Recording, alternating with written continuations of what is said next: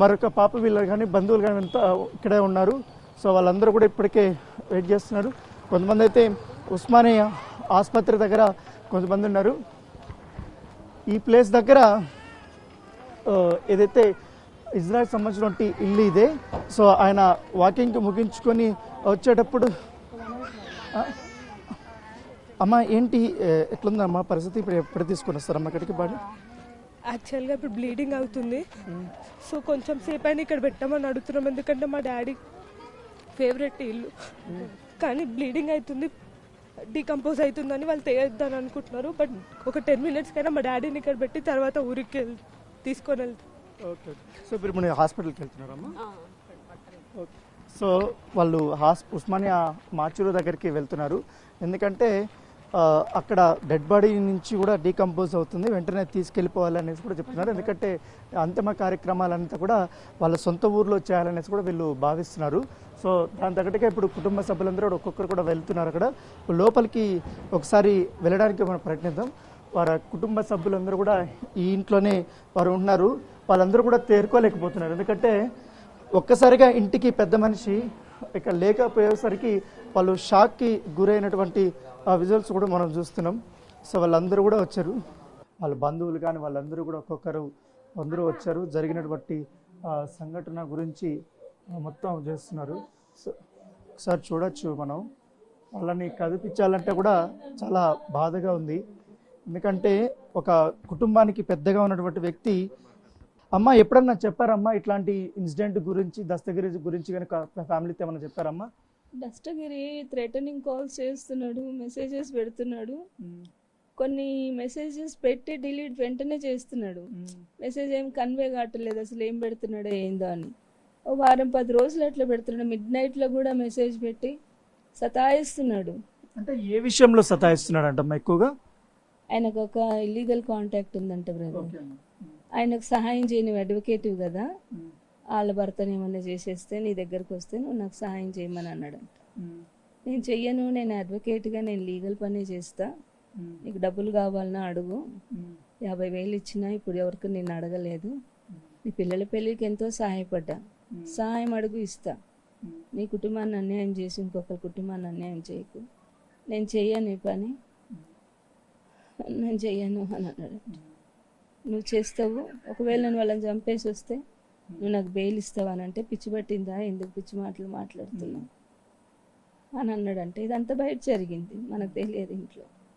ఇంటికి వచ్చిన తర్వాత ఇట్లా సతాయిస్తున్నాడు, చాలా థ్రెటన్ చేస్తున్నాడు, ఏం చేయాలి వీరితోటి అని మా ముగ్గురికి చెప్పుకున్నాడు.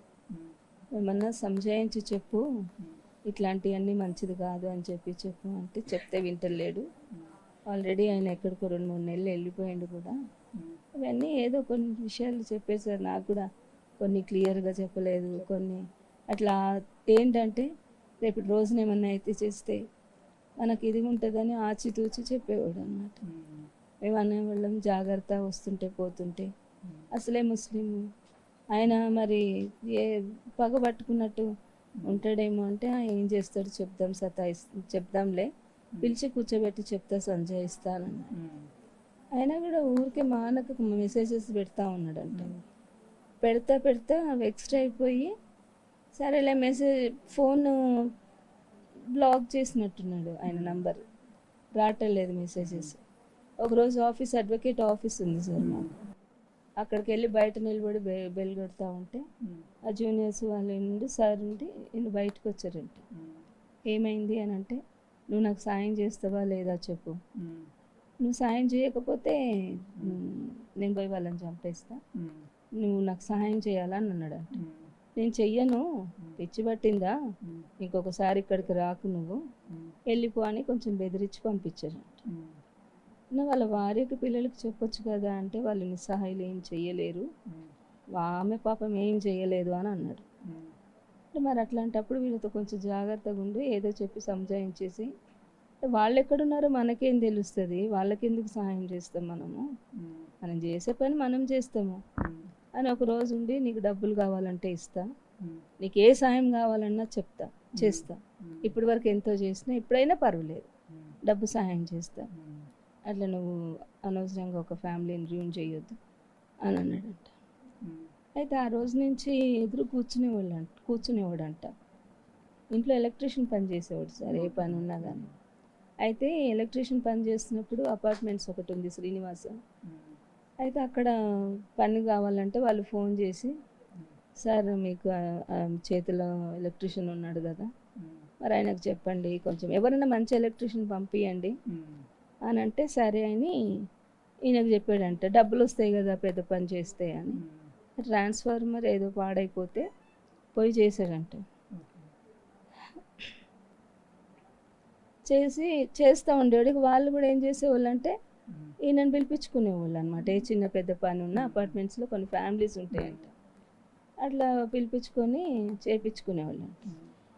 ఆ కింద అపార్ట్మెంట్ అదే వీళ్ళు ఉంటారు కదా సర్వెంట్ వాచ్మెన్ ఫ్యామిలీ తోటి కొంచెం ఈయనకి ఏమో అఫైర్ ఏర్పడింది.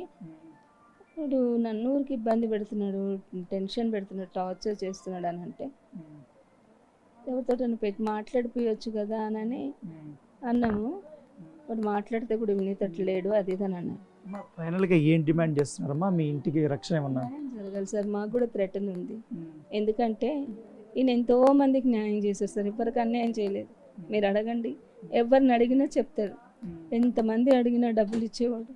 డబ్బుల కోసం మేము ఎవరిని ఇబ్బంది పెట్టేవాళ్ళం కాదు. భార్య పిల్లలు గల్లలో అవసరం ఉండే తీసుకున్నారు, మనకు వాళ్ళకు ఉన్నప్పుడే ఇస్తారు అని అనేవాడు. ఆ రకంగా ఈయనకు కూడా చేసాం సార్ సాయం. ఆయన ఫోన్ చేసి మన ఇంట్లో ఏదైనా పని ఉన్నా కానీ ఏదైనా ఫోన్ చేస్తే డబ్బులు అడుగుతారేమో అని ఎత్తేవాడు కాదు. నువ్వు డబ్బులు అడుగుతారని ఎత్తుతలేవేమో, నేను అడగను, నీకు ఉన్నప్పుడే ఇయ్యి అని చెప్పి అన్నాడు. అన్నాక ఈయన ఈ ఇష్యూ జరిగింది కదా బ్రదర్, అప్పుడు బయట కూర్చొని ఉంటుండేవాడంట. ఈయన ఎప్పుడు వెళ్తున్నాడు ఎప్పుడు వస్తున్నాడు అని నిఘా పెట్టినట్టు బయట కూర్చున్నాడంట. బయట కూర్చొని ఒక వారం రోజుల నుంచి అడుగుతూ ఉంటే ఒకళ్ళు బయట అడిగేవాళ్ళంట. బయట అడుగుతూ ఉంటే వాళ్ళు చెప్పారు,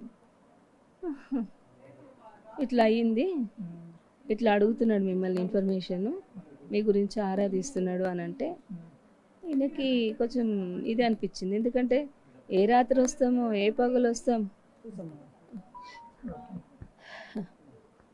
ఏ టైంకి వస్తానో తెలియదు అని కొన్ని పెట్టమని చెప్పండి.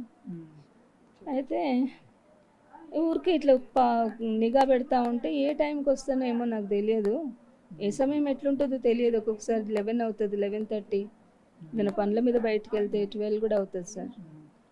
అవుతున్నప్పుడు ఈయన కొంచెం భయం అనేసి పోలీస్ స్టేషన్ కంప్లైంట్ ఇచ్చి, నాకు ఈ మనిషితోటి హాని ఉంది సార్ అంటే, వాళ్ళు అన్నారంటే మేము చూసుకుంటాంలే మాట్లాడతామని చెప్పి పిలిపించి కౌన్సిలింగ్ ఇచ్చింటారు. వాళ్ళు కూడా పాపం వాళ్ళ లెవెల్లో వాళ్ళు హెల్ప్ చేయడానికి సాయం చేశారు సార్. మరి ఏమైందో ఏమో, వాడు 10 రోజులు అవుతుంది అనుకుంటా. మాకు ఏమంత ఇబ్బంది అనిపించలేదు, సైలెంట్గా ఉన్నాడు. సరేలే వాళ్ళు బెదిరించుంటారు కదా, మాట్లాడి ఉంటారు అని అనుకున్నాం. కానీ వాడు ఈరోజు మార్నింగ్ వాకింగ్కి వెళ్ళి వాకింగ్ నుంచి వస్తున్నారు సార్, అరౌండ్ 10 to 9 ఏమో అవుతుంది. వాడు కొంచెం నాకు తెలియదు ఇట్లా అయిందని.